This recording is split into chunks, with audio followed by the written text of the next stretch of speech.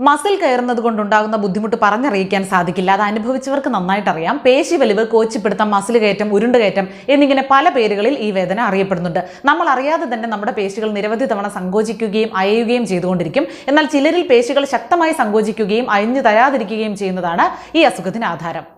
തികച്ചും അപ്രതീക്ഷിതമായി പേശി സങ്കോചിച്ച് വേദനയോടെ ഉരുണ്ടുകയറും. ഉറക്കത്തിനിടെ പലപ്പോഴും അസഹ്യമായ വേദനയോടെയായിരിക്കും ഉറക്കമുണരുക. പേശി അയക്കാൻ ശ്രമം നടത്തിയാലും പെട്ടെന്ന് സാധിക്കില്ല. വേദന കൂടുകയായിരിക്കും ഫലം. കോച്ചിപ്പിടുത്തം സംഭവിച്ച ഭാഗത്ത് മൃദുവായി മസാജ് ചെയ്യുക എന്നതാണ് ഉടനടി ചെയ്യാവുന്ന ആശ്വാസ നടപടി.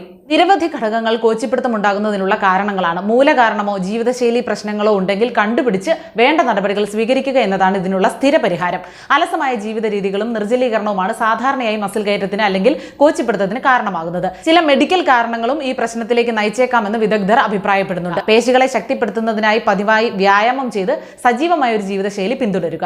മസിൽ കയറുന്നത് സ്ഥിരമായി തുടരുന്നുണ്ടെങ്കിൽ ഒരു ഡോക്ടറെ കൺസൾട്ട്